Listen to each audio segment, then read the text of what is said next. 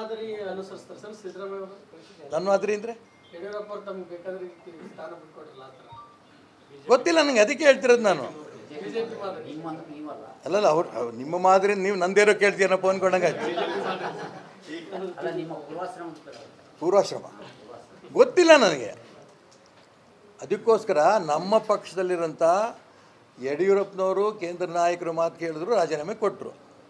ಅವ್ರು ಹೇಳಿದವರು ಮುಖ್ಯಮಂತ್ರಿ ಮಾಡಿರಬಹುದು. ಆದರೆ ಇನ್ನು ವೋಟರ್ ಲಿಸ್ಟ್ ಇರಲಿಲ್ಲ ಅವಾಗ. ನಾನು ಮುಖ್ಯಮಂತ್ರಿ ಆಗ್ತೀನಿ, ನಮ್ಮಲ್ಲಿ ಆಗಲ್ಲ.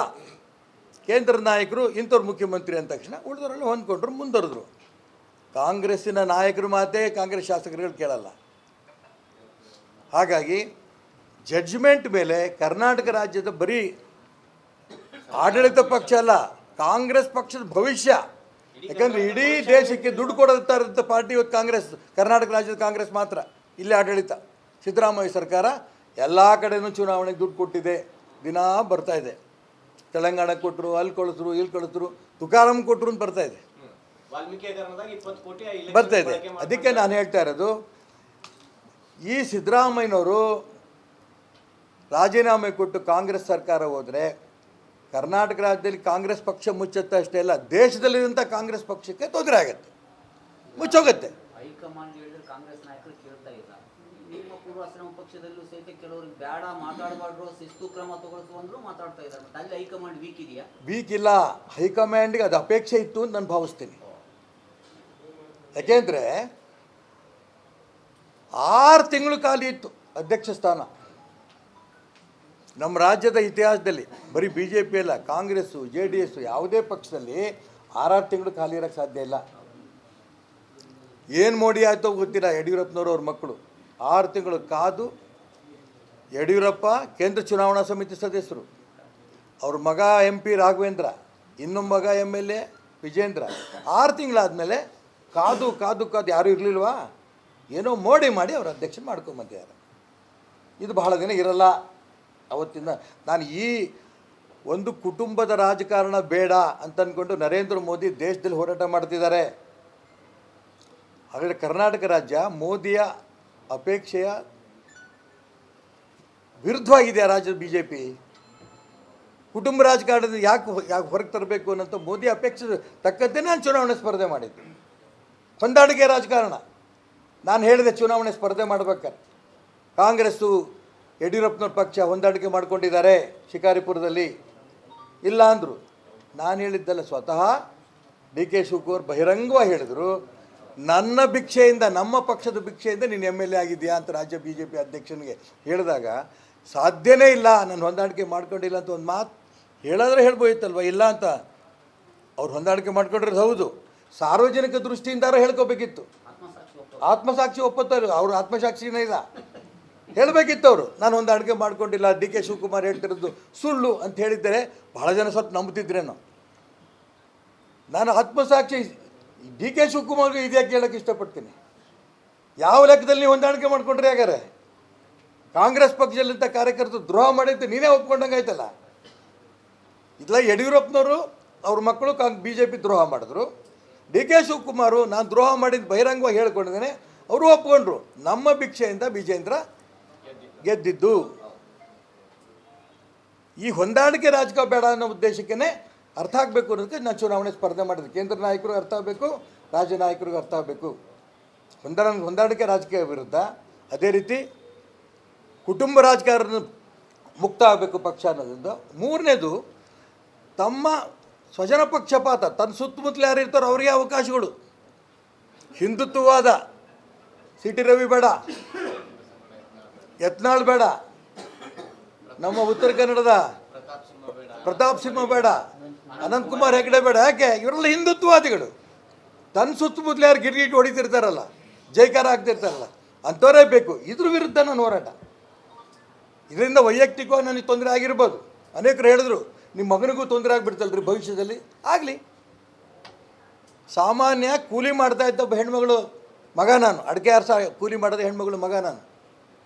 MLA ಮಾಡಿ, ಅನೇಕ ಇಲಾಖೆಗಳು ಮಂತ್ರಿ ಮಾಡಿ, ಉಪಮುಖ್ಯಮಂತ್ರಿ ಮಾಡಿದ್ದೆ ನನ್ನ ಪಕ್ಷ.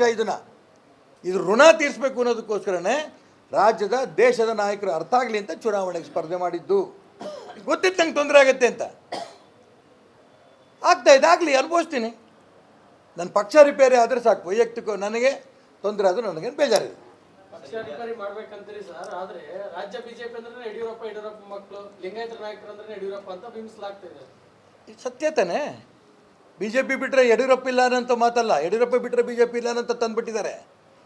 ಅದು ಹೋಗಬೇಕು ಅನ್ನೋದಕ್ಕೋಸ್ಕರ ನನ್ನ ಹೋರಾಟ. ಹಿಂದೆ ಹೇಳ್ತಿದ್ರಲ್ಲ, ಇಂಡಿಯಾಸ್ ಇಂದಿರಾ ಇಸ್ ಇಂಡಿಯಾ ಅಂತ. ಹಂಗಾಗಿದೆ ಕರ್ನಾಟಕ ರಾಜ್ಯದಲ್ಲಿ. ಯಡಿಯೂರಪ್ಪ ಬಿಟ್ಟರೆ ಬಿ ಜೆ ಪಿ ಬಿಟ್ಟರೆ ಯಡಿಯೂರಪ್ಪ, ಇಬ್ಬರು ಇಲ್ಲ. ಅದಿಲ್ಲ. ಲಕ್ಷಾಂತರ ಜನ ಕಾರ್ಯಕರ್ತರು ವ್ಯಕ್ತಿ ಮೇಲೆ ನೋಡ್ತಾ ಇಲ್ಲ, ಆದರೆ ವ್ಯಕ್ತಿಯ ದೋಷವನ್ನು ತಿದ್ದಬೇಕು ಅನ್ನೋದಕ್ಕೋಸ್ಕರ ನನ್ನ ಹೋರಾಟ. ಸರ್, ಈಗ ನಿಮ್ಮ ಸುದೀರ್ಘ ರಾಜಕೀಯ ಅನುಭವದಲ್ಲಿ ನೋಡೋದಾದ್ರೆ ಈ ತರ 136 ಸೀಟ್ ಬಹುಮತ ಕೊಟ್ಟು ಸರ್ಕಾರ ನಡೆಸಂತ ಕೊಟ್ಟರು 1.5 ವರ್ಷದ ಈ ಹಂತಕ್ಕೆ ತಂದಾರಲ್ಲ ಸರ್. 1.5 ವರ್ಷ ಇದ್ರಲ್ಲ ಅಂತ ನಂಗೆ ಆಶ್ಚರ್ಯ. ಯಾಕೆಂದರೆ ಮೂಡ ಹಗರಣ ಬೆಳಕಿಗೆ ಬಂದಿದ್ದು ತಡವಾಗಿ ಬಂತು. ಸ್ವಲ್ಪ ಮುಂಚೆನೇ ಬಂದಿದ್ರೆ ಮುಂಚೆನೇ ಹೋಗ್ತಿತ್ತಿದ್ದು.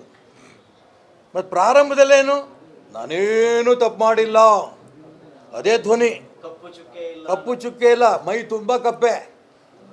ಈಗ 52 ಕೇಸಿದ್ದು 62 ಕೇಸಿದ್ದು ಬರ್ತಾ ಇದೆ ಹೊರಗಡೆಗೆ.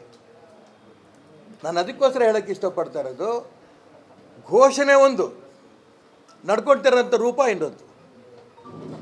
ಎಲ್ಲ ಹೇಳ್ತಾ ಇದ್ರು ಕಾಂಗ್ರೆಸ್ ನಾಯಕರು, ಸಿದ್ದರಾಮಯ್ಯನವ್ರಿಗೆ ಮುಖ್ಯಮಂತ್ರಿ ಮೇಲೆ ಒಂದೇ ಒಂದು ಕಪ್ಪು ಚುಕ್ಕೆ ಇಲ್ಲ. ಇವಾಗೇನು ಹೇಳ್ತಾರೆ, ಅವ್ರು ಹೇಳಿದ್ರೆ ನಾನೇ ಮುಖ್ಯಮಂತ್ರಿ, ಕಪ್ಪು ಚುಕ್ಕೆ ಇದನ್ನು ತಪ್ಕೊಂಡಂಗೆ ಆಯ್ತಲ್ಲ.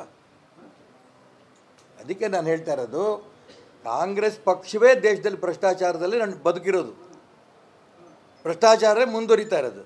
ಈ ಸರ್ಕಾರ ಹೋಗ್ತಿದ್ದಂಗೆ ದುಡ್ಡು ಎಲ್ಲಿ ಬೇರೆ ಆ ರಾಜ್ಯದಿಂದ ತರ್ತಾರೆ, ಕಾಂಗ್ರೆಸ್ ಪಕ್ಷ ಜೀವಂತವಾಗಿರೋದಕ್ಕೆ ಹುಡುಕ್ತಾ ಇದ್ದಾರೆ. ನೋಡೋಣ ಏನಾಗುತ್ತೆ.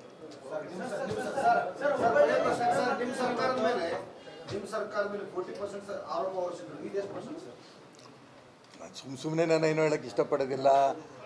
ಆರೋಪ ಹೊರಿಸೋದು ಒಂದೂ ಪ್ರೂವ್ ಆಗಲಿಲ್ಲ, ಒಂದೇ ಒಂದು ಪ್ರೂವ್ ಆಗಲಿಲ್ಲ. ಆದರೆ ಇಲ್ಲಿ ನೇರವಾಗಿ ಪ್ರೂವ್ ಆಗ್ತಾ ಇದ್ದಾವಲ್ಲ. ಇವತ್ತು ಜಡ್ಜ್ಮೆಂಟ್ ಏನು ಬರುತ್ತೆ ನೋಡೋಣ.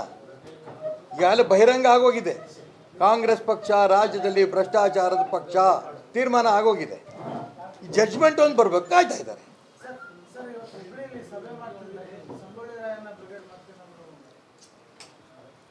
ಇವತ್ತು ನಾನು ಸಂಗೊಳ್ಳಿ ರಾಯಣ್ಣನ ಒಂದು ಮಹಾಪುರುಷನ ಪ್ರಶಸ್ತಿಯ ಒಂದು ಛಾಯೆ ನನ್ನ ಮೇಲೆ ಬಿದ್ದಿದೆ ಅಂತ ಹೇಳ್ಕೊಂಡು ನಂಗೆ ಸಂತೋಷದಿಂದ ಇಲ್ಲಿ ಬಂದಿದ್ದೀನಿ.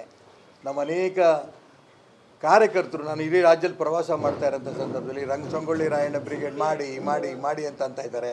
ನಿಜ, ಈ ಸಭೆ ಮುಗೀತಿದ್ದಂಗೆ ಒಂದು ಕಡೆ ಎಲ್ಲ ಒಟ್ಟಿಗೆ ಸೇರಬೇಕು ಅಂತ ಹೇಳಿದರೆ ನಾನು ಅಲ್ಲಿ ಹೋಗ್ತೀನಿ, ಚರ್ಚೆ ಮಾಡ್ತೀವಿ, ನೋಡೋಣ ಏನು ಮಾಡಬೇಕು ಬಿಡಬೇಕು ಅಂತ. ಯಾವುದೂ ತೀರ್ಮಾನ ಇನ್ನೂ ಆಗಿಲ್ಲ.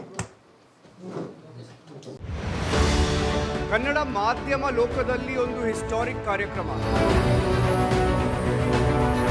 ನಾವು ಇಲ್ಲಿ ಬಂದಿದ್ದು ರೈತರ ಧ್ವನಿಯಾಗೋದಿಕ್ಕೆ. ರಿಪಬ್ಲಿಕ್ನ ಕನ್ನಡ ಚಾನೆಲ್ನಲ್ಲಿ ಇದು ಒಂದು ಉತ್ತಮವಾದಂಥ ಕಾರ್ಯಕ್ರಮಗಳಿವೆಲ್ಲ. ಜನನು ಕೂಡ ಬೆಂಗಳೂರು ಕಡೆ ಬರ್ತಾ ಇದ್ದಾರೆ, ಕೆಲಸಕ್ಕೋಸ್ಕರ ಬರ್ತಾ ಇದ್ದಾರೆ. ಡಿ ಕೆ ಶಿವಕುಮಾರ್ ಅವರ ಕನಸಿನ ಕರ್ನಾಟಕ ಹೇಗಿರಬೇಕು? ನಾನು ಜನ ಬೆಂಗಳೂರಿನ ವಲಸೆ ಬರೋದನ್ನ ತಪ್ಪಿಸ್ಬೇಕು. ಸವಾಲನ್ನ ಸ್ವೀಕಾರ ಮಾಡಿದಾಗ ಯಶಸ್ಸನ್ನು ಕಾಣೋದಕ್ಕೆ ಸಾಧ್ಯ. ಧರ್ಮ ಅಂತಂದ್ರೆ ಕೇವಲ ಆಧ್ಯಾತ್ಮಿಕಕ್ಕೆ ಸೀಮಿತವಾದದ್ದಲ್ಲ. ಯಾವ ಸಮಿಟು ಇಲ್ಲ, ನಾನ್ ಸ್ಟಾಪ್ ಲೈವ್ ಮಾಡಿರೋದು.